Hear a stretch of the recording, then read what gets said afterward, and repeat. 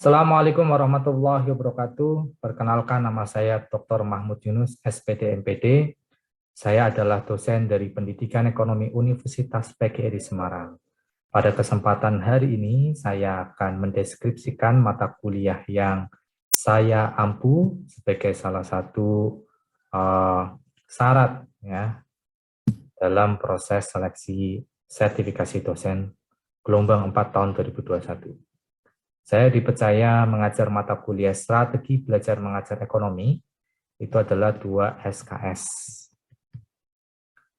Untuk deskripsi singkat mata kuliah, jadi mata kuliah strategi belajar mengajar ekonomi merupakan mata kuliah yang memberikan konsep dan prinsip belajar dan pembelajaran, analisis perbedaan individu dan pengaruhnya terhadap hasil belajar, menerapkan strategi pembelajaran ekonomi, menerapkan model pembelajaran ekonomi, menerapkan metode pembelajaran ekonomi, merancang prosedur pembelajaran, dan mengimplementasikan model pembelajaran ekonomi. Setelah selesai mengikuti mata kuliah strategi belajar ekonomi, diharapkan mahasiswa yang pertama, capaian pembelajaran mata kuliah, mahasiswa mampu menganalisis secara rasional tentang konsep dan prinsip belajar dan pembelajaran. CPMK yang kedua, diharapkan mahasiswa mampu menganalisis perbedaan individu dan pengaruhnya terhadap hasil belajar. Yang ketiga, diharapkan mahasiswa mampu menerapkan strategi pembelajaran ekonomi. Yang keempat, diharapkan mahasiswa mampu menerapkan model pembelajaran ekonomi. Yang kelima, diharapkan mahasiswa mampu menerapkan metode pembelajaran ekonomi. Dan yang keenam, diharapkan mahasiswa mampu merancang prosedur pembelajaran dan mengimplementasikan model pembelajaran ekonomi. Untuk materi yang akan disampaikan dalam strategi belajar mengajar ekonomi, ya, untuk materi pada pertemuan pertama, materinya adalah mengenai konsep dan prinsip belajar dan pembelajaran. Pada pertemuan kedua, materinya perbedaan individu dan pengaruhnya terhadap hasil belajar. Pada pertemuan ketiga dan keempat, menerapkan strategi pembelajaran ekonomi. Pada pertemuan kelima dan keenam, tentang menerapkan model pembelajaran ekonomi. Materi pada pertemuan ketujuh mengenai metode pembelajaran ekonomi. Pada pertemuan ke-8 TS, pada pertemuan ke-9 materinya merancang prosedur pembelajaran. Pertemuan ke-10 materinya mengimplementasikan model pembelajaran inquiry. Pada pertemuan ke-11 materinya mengimplementasikan model pembelajaran discovery learning. Pada pertemuan ke-12 materinya mengimplementasikan model pembelajaran project based learning. Pada pertemuan ke-13 materinya mengimplementasikan model pembelajaran berbasis masalah atau problem based learning. Pada pertemuan ke-14 materinya mengimplementasikan model pembelajaran flipped learning, dan pada pertemuan ke-15 materinya mengimplementasikan model pembelajaran blended learning. Pada pertemuan ke-16 ujian akhir semester. Untuk sistem pembelajaran saat ini di Universitas PGRI Semarang masih menerapkan sistem pembelajaran secara daring dan secara luring, jadi blended learning. Biasanya ketika saya mengajar, saya meminta salah satu mahasiswa untuk merekam, ya, dan Google Meet tetap aktif. Jadi ada yang kuliah di dalam kelas, saya direkam menggunakan salah satu smartphone dari mahasiswa, dan saya mengaktifkan juga di laptop sehingga yang mengikuti perkuliahan secara daring bisa menyaksikan menggunakan Google Meeting. Untuk metode pembelajaran yang saya gunakan bervariasi, menggunakan metode pembelajaran ekspositori atau sama, terus beberapa kali saya menggunakan metode pembelajaran problem based learning, ya, dan inquiry, ada tanya jawab, ya, dan menggunakan metode pembelajaran yang lainnya. Untuk interaksi saya dengan mahasiswa, interaksinya sangat baik. Dalam kegiatan pembelajaran saya memberikan kesempatan yang seluas-luasnya kepada mahasiswa untuk bertanya atau menyampaikan pendapatnya untuk diskusi, dan saya terbuka menyampaikan materi sehingga mahasiswa bisa aktif dalam kegiatan pembelajaran ya. Untuk penilaian, untuk teknik penilaian dan indikator penilaian sesuai dengan RPS yang telah saya buat. Jadi untuk metode penilaiannya ada menggunakan keaktifan dalam perkuliahan. Saya biasanya sudah menyampaikan di awal perkuliahan, di kontrak perkuliahan, bahwa saya mengharapkan mahasiswa aktif dalam perkuliahan, baik bertanya atau menjawab pertanyaan. Terus kehadiran juga menjadi salah satu indikator dalam penilaian penugasan atau penugasan yang bersifat individual atau penugasan yang bersifat kelompok, dan penilaian juga secara observasi, secara langsung saya nilai dengan menggunakan tes, yaitu ketika ujian tengah semester dan ujian akhir semester. Begitu deskripsi mata kuliah yang bisa saya sampaikan pada mata kuliah strategi belajar mengajar ekonomi. Selanjutnya akan saya tampilkan salah satu perkuliahan pada mata kuliah strategi belajar mengajar ekonomi. Baik, terima kasih. Mohon maaf apabila ada kesalahan dan kekurangan. Assalamualaikum warahmatullahi wabarakatuh. Waalaikumsalam warahmatullahi wabarakatuh. Selamat siang, salam sejahtera untuk kita semua. Semoga semuanya sehat dan berbahagia. Pada kesempatan hari ini, kita alhamdulillah diberikan kesehatan untuk melakukan perkuliahan meski masih secara daring atau secara online. Marilah kita berdoa semoga COVID-19 ini cepat berakhir sehingga kita nanti bisa berkuliah secara langsung, secara tatap muka.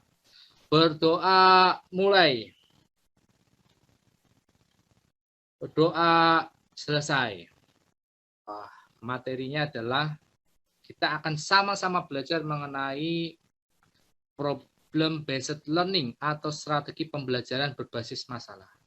Ini sesuai dengan RPS yang sudah saya share ya kepada teman-teman dan sudah ada di sistem informasi pendidikan yang bisa saudara download ya. Silakan juga nanti rekaman dari pembelajaran hari ini bisa saudara lihat untuk belajar ya kapan saja, di mana saja ya, agar saudara selalu mengingat ya untuk pembelajaran problem-based learning atau strategi pembelajaran berbasis masalah. Bisa disaksikan di channel YouTube saya, Yunus Indonesia. Baik, tujuan pembelajaran pada pertemuan hari ini diharapkan mahasiswa dapat menjelaskan pengertian strategi pembelajaran berbasis masalah. Yang kedua, mahasiswa diharapkan dapat menjelaskan apa tujuan penerapan strategi pembelajaran berbasis masalah. Yang ketiga, diharapkan mahasiswa dapat menjelaskan prinsip-prinsip strategi pembelajaran berbasis masalah. Mahasiswa diharapkan dapat menjelaskan kelebihan dan kekurangan dari strategi pembelajaran berbasis masalah. Yang kelima, diharapkan nantinya setelah pembelajaran ini, mahasiswa dapat menjelaskan langkah-langkah ya, strategi pembelajaran berbasis masalah. Dan harapannya nanti ketika saudara magang 3, ya, saudara ke sekolahan untuk mengajar, saudara dapat menerapkan langkah-langkah dari strategi pembelajaran berbasis masalah. Dan diharapkan saudara dapat menjelaskan teknik penilaian dalam strategi pembelajaran berbasis masalah ini. Untuk pertemuan hari ini, untuk teknik penilaiannya saya menggunakan keaktifan dari saudara. Jadi nanti yang aktif bertanya akan mendapatkan poin lebih. Dan saya akan melakukan observasi pengamatan penilaian secara afektif atau perilaku juga ya. Jadi diharapkan teman-teman juga bisa memperhatikan aktif dalam perkuliahan ya, dan nanti juga ada penugasan, silakan bisa dikerjakan. Itu adalah teknik penilaian yang digunakan dalam pertemuan hari ini. Baik. Pertama, pengertian dari pembelajaran berbasis masalah adalah pembelajaran yang menggunakan masalah secara nyata, yang autentik, yang tidak struktur, ya, dan bersifat terbuka sebagai konteks bagi peserta didik atau siswa untuk mengembangkan keterampilan menyelesaikan masalah dan berpikir kritis serta sekaligus membangun pengetahuan baru. Ini saya ambil dari pendapatnya Groh dan Allen yang ditulis pada tahun 2001. Jadi pembelajaran berbasis masalah ini adalah pembelajaran yang menggunakan masalah yang nyata, yang otentik, yang disampaikan kepada peserta didik, yang tujuannya adalah agar mereka mampu ya berpikir kritis untuk menemukan jawaban dari permasalahan tadi itu ya. Baik. Di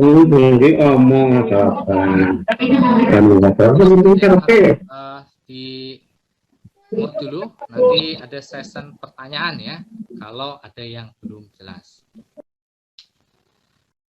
Mengapa strategi pembelajaran ini diterapkan? Jadi tujuan strategi pembelajaran berbasis masalah ini, menurut Hosnan tahun 2014, menyatakan bahwa tujuan utama dari model pembelajaran berbasis masalah atau problem-based learning ini bukan hanya sekedar menyampaikan pengetahuan dari guru kepada siswa, ya, namun juga mengembangkan kemampuan untuk berpikir kritis dan kemampuan memecahkan masalah serta kemampuan siswa itu sendiri yang secara aktif dapat memperoleh pengetahuannya sendiri. Ya, jadi tujuan penerapan pembelajaran berbasis masalah ini diharapkan ya peserta didik mampu menggunakan atau mengembangkan kemampuan berpikir kritisnya untuk memecahkan masalah serta kemampuan ya siswa untuk aktif memperoleh pengetahuannya sendiri ya.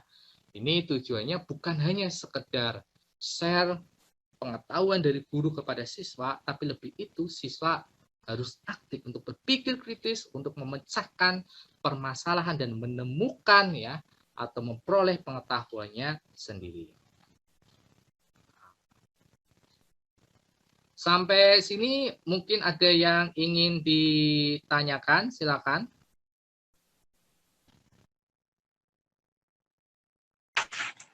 Saya mau tanya, Pak. Oke, silakan. Ya, perkenalkan nama saya Nokus Sambujono. NPM 20220010. Untuk contoh implementasi dari strategi pembelajaran berbasis masalah apa, Pak? Oke.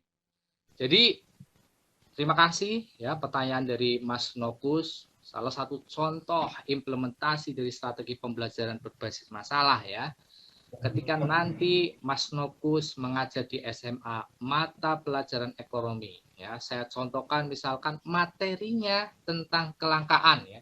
Kelangkaan itu kan masalah ya. Jadi pertama itu ketika saudara mengajar ya, sudah disusun dipersiapkan materinya dengan baik, salah satunya ketika materinya tentang kelangkaan ditanyakan ke siswa, pernah tidak ibu saudara-saudara ya, atau ibu siswa-siswi pernah nggak mencari gas 3 kg kesusahan? Oh pernah Pak. Itu adalah permasalahan. Karena masalah itu terjadi kesenjangan atau ketidaksesuaian antara harapan dengan kenyataan. Harapannya memperoleh gas mudah, kenyataannya susah. Itu masalah. Nah, itu tawarkan ke peserta didik ya. Jadi ada permasalahan, kesusahan mencari gas 3 kg. Nah, Mas Nokus bisa membuat tim atau kelompok, membentuk kelompok ya, atau ya bersifat individual. Ya, kalau saya sarankan membuat kelompok ya. Jadi nanti kelangkaannya bukan hanya kelangkaan gas 3 kg, tapi misalkan kelangkaan BBM atau kelangkaan yang lainnya. Jadi setiap kelompok dikasih permasalahan dan mereka diminta untuk mendiskusikan ya, mendiskusikan kenapa terjadi kelangkaan pada gas 3 kg. Mereka saling berdiskusi, saling berpikir kritis. Tujuannya guru mendampingi, datang ke kelompoknya, kelompok masing-masing, memastikan semua siswa aktif ya, aktif dalam berpikir kritis, memecahkan masalah. Setelah mereka menemukan akar permasalahannya, lalu mereka berdiskusi lagi untuk menemukan solusinya, alternatif solusi yang akan ditawarkan. Nanti ketika sudah diberikan waktu cukup tertentu, selesai diskusi ya, setiap kelompok memaparkan ya, hasil dari diskusinya. Apakah itu akar permasalahan dan menemukan solusi. Oh, ternyata akar permasalahannya gas 3 kg diperuntukkan untuk masyarakat miskin, tapi kenyataan di lapangan digunakan untuk semua kalangan, baik miskin, kaya, dan lain sebagainya, sehingga jumlahnya tidak memenuhi.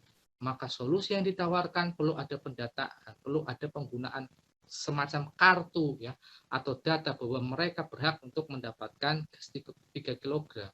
Ya. Mungkin salah satu permasalahan adalah adanya penimbunan ya. Maka kepolisian harus mampu mengungkap penimbunan gas 3 kg dan lain sebagainya. Jadi mereka memaparkan ya di depan teman-temannya. Seperti itu Mas Nokus, itu penerapan dari strategi pembelajaran berbasis masalah. Kira-kira sudah jelas atau belum Mas Nokus? Baik Pak, sudah jelas Pak. Terima kasih. Terima kasih. Saya lanjutkan. Sekarang prinsip dari strategi pembelajaran berbasis masalah ya. Jadi prinsipnya yang pertama menggunakan masalah yang nyata untuk mengembangkan pengetahuan, kemampuan berpikir kritis dan pemecahan masalah. Harapannya adalah masalah yang disampaikan kepada peserta didik itu adalah masalah yang nyata yang mereka mungkin pernah melihat atau bahkan pernah mengalami, sehingga mereka mampu menggunakan pikiran kritisnya untuk menemukan akar permasalahan dan menemukan solusi.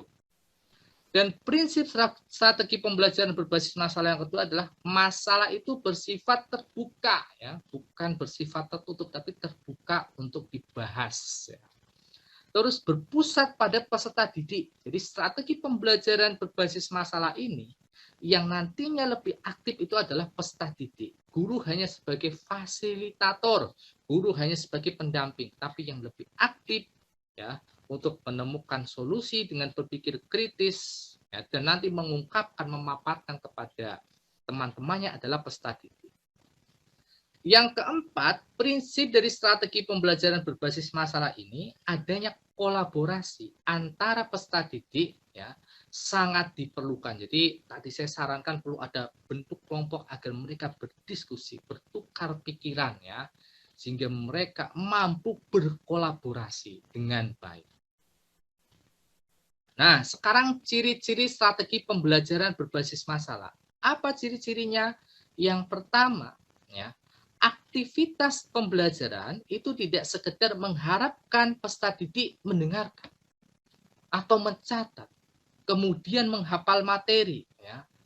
Tapi ya, strategi pembelajaran berbasis masalah ini, ciri-cirinya adalah peserta didik itu harus aktif berpikir, berkomunikasi, mencari dan mengolah data, dan akhirnya menyimpulkan. Ya. Yang kedua, aktivitas pembelajaran harus diarahkan untuk menyelesaikan masalah, menemukan solusi untuk menyelesaikan masalah. Sehingga pembelajaran berbasis masalah ini menempatkan masalah sebagai fokus di dalam pembelajaran. Jadi materinya ya, dibuat sebagai masalah ya, untuk diselesaikan. Sehingga tanpa masalah tidak mungkin terjadi proses pembelajaran berbasis masalah. Ciri-ciri yang ketiga, pemecahan masalah dilakukan menggunakan pendekatan berpikir yang ilmiah. Artinya ilmiah itu bukan hanya asal-asalan berpendapat, tapi harus disertai dengan logika, dengan data, dengan fakta, ya, dengan pikiran yang kritis seperti itu, bisa bersifat deduktif atau induktif, secara sistematik, ya, runtut dan empirik, berdasarkan pengalaman-pengalamannya ya, di dalam kehidupannya. Oke, sebelum membahas tentang kelebihan dan kelemahan strategi pembelajaran berbasis masalah, apakah ada yang ingin ditanyakan atau ingin didiskusikan? Silakan. Pak, mau tanya Pak. Ya, silakan Mas Latif. Ya, nama saya Latif Rahmatul Hidayat, NPM 20220030. Pertanyaan saya, faktor penyebab kegagalan dan keberhasilan problem based learning itu apa saja, Pak? Baik. Bisa dijelaskan, Pak? Oke, terima kasih. Ini ya, tadi pertanyaannya itu faktor keberhasilan dan kegagalan. Oke, saya jelaskan ya, sekaligus dengan materi yang saya sampaikan.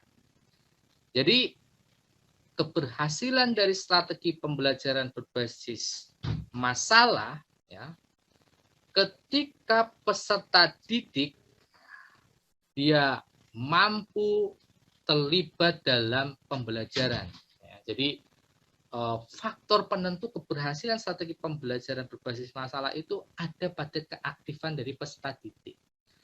Ya, bagaimana caranya agar peserta didik itu mau aktif berpikir kritis? Maka guru harus memberikan motivasi belajar yang baik kepada peserta didiknya. Jadi sebelum pembelajaran, guru menyampaikan tujuan pembelajaran, mengarahkan peserta didik untuk aktif terlibat dalam pembelajaran, menggunakan pikiran kritisnya untuk menemukan atau menyelesaikan permasalahan. Ya. Sehingga ya, kalau strategi pembelajaran berbasis masalah ini berhasil, menurut Soimin, ya, peserta didik akan memiliki kemampuan memecahkan masalah pada dunia nyata. Sehingga pembelajaran ini tidak hanya sekedar mereka memahami atau tahu, tapi memberikan pengalaman nantinya ke depan mereka dapat menyelesaikan masalah-masalah di dalam dunia nyata yang mereka hadapi. Membangun pengetahuan siswa melalui aktivitas belajar, mempelajari materi yang sesuai dengan permasalahan, terjadi aktivitas ilmiah melalui kerja kelompok, ya, tadi yang saya sampaikan, ya, ada kolaborasi antar siswa, kemampuan komunikasi akan terbentuk melalui kegiatan diskusi dan mempresentasikan hasil pekerjaan. Melalui kerja kelompok, siswa yang mengalami kesulitan secara individual dapat diatasi karena dapat dibantu oleh sesama peserta didik. Itu kalau strategi pembelajaran berbasis masalah berhasil. Sekarang pertanyaan kedua, faktor penentu kegagalan dari strategi pembelajaran berbasis masalah. Kalau gurunya sudah terbiasa menggunakan strategi pembelajaran ekspositori atau ceramah, ya, sehingga peserta didiknya cenderung pasif. Ketika tiba-tiba menggunakan strategi pembelajaran berbasis masalah yang menuntut peserta didik harus aktif, itu memang harus ada waktu, ya, harus ada adaptasi. Kalau gurunya itu tidak terbiasa menggunakan strategi pembelajaran berbasis masalah, tidak mampu memotivasi peserta didiknya untuk aktif berpikir kritis, dan siswanya juga pasif, maka akan terjadi kegagalan penerapan strategi pembelajaran berbasis masalah. Sehingga menurut Abidin 2014, ya, mengatakan bahwa kekurangan dalam penerapan strategi pembelajaran berbasis masalah adalah siswa yang terbiasa mendapatkan informasi yang diperoleh dari guru sebagai narasumber utama. Jadi ketika diterapkan strategi pembelajaran berbasis masalah, mereka kurang nyaman, ya. Siswa yang tidak mempunyai rasa percaya diri bahwa masalah yang dipelajari sulit untuk dipecahkan, maka mereka akan merasa enggan untuk berpikir kritis, mencari solusi untuk memecahkan masalah. Ya. Tanpa adanya pemahaman siswa terhadap mengapa mereka harus berusaha untuk memecahkan masalah yang sedang dipelajari, maka mereka tidak akan belajar apa yang ingin mereka pelajari. Sehingga guru harus mampu memberikan motivasi, harus menjelaskan tujuan pembelajaran. ya. Jadi faktor penentu kegagalannya kalau gurunya tidak terbiasa menggunakan strategi pembelajaran, siswanya juga tidak terbiasa, cenderung pasif, ya gagal untuk menerapkan strategi pembelajaran berbasis masalah. Begitu Mas Latif? Cukup jelas atau ada yang masih kurang jelas Mas Latif? Nggih Pak, mohon jelas. Oke, Terima kasih Pak. terima kasih. Ya nanti kalau ada tanyaan lagi saya tanyakan langsung saja Pak. Oke, terima kasih. Sekarang langkah-langkah strategi pembelajaran berbasis masalah. Langkah-langkah pembelajaran problem based learning menurut Soimin 2017 ya. Yang pertama, guru ketika pembukaan memberikan salam, presensi, memberikan motivasi, memberikan pretest dan lain sebagainya, guru harus menjelaskan tujuan pembelajarannya, meliputi menjelaskan logistik yang dibutuhkan dan memotivasi siswa dalam aktivitas pemecahan masalah yang telah dipilih oleh guru sesuai dengan materi pembelajaran. Membantu siswa mendefinisikan dan mengorganisasikan tugas belajar yang berhubungan dengan permasalahan tersebut. Guru mendampingi, ya, guru memfasilitasi. Tapi yang aktif itu adalah peserta didiknya. Guru mendorong siswa dalam mengumpulkan informasi yang sesuai, ya, baik dengan eksperimen untuk menjelaskan masalah maupun mengumpulkan data, ya, boleh mengumpulkan data dari sumber artikel yang bisa di-download di Google Scholar atau dari buku yang diambil di perpustakaan, ya, dan lain sebagainya, atau pengumpulan data bersifat observasi atau wawancara, ya. Kalau waktunya luang, ya, bisa wawancara mendalam, ya. Tapi kalau terbatas bisa mengakses internet. Sehingga mampu siswa merumuskan jawaban sementara atau hipotesis dan mampu memecahkan masalah. Langkah yang keempat, guru membantu siswa dalam merencanakan serta menyiapkan laporan hasil karya yang seperti laporan. Jadi bisa dibuat seperti laporan, ya, dan dipresentasikan ke teman-temannya. Dan guru membantu siswa untuk melakukan evaluasi terhadap penyelidikan mereka. Ketika selesai presentasi di depan teman-temannya, guru bisa melakukan evaluasi, ya, sehingga tujuan pembelajarannya bisa tercapai.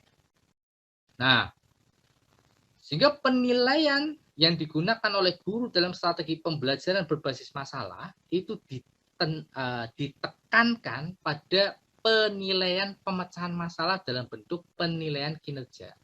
Ini tata pustaka yang saya gunakan, ya, ada Abidin Yunus, ada dari Dus Bego saya Allen tahun 2001, Hosnan tahun 2014, Soimin, ya, dalam bukunya Model Pembelajaran Inovatif dalam Kurikulum 2013, ya. Itu referensi yang saya gunakan. Saya kira cukup, ya. Terima kasih. Teruslah belajar untuk menjadi guru yang baik. Assalamualaikum warahmatullahi wabarakatuh. Waalaikumsalam warahmatullahi wabarakatuh. Terima kasih, Pak. Terima kasih Pak. Yuk Pak.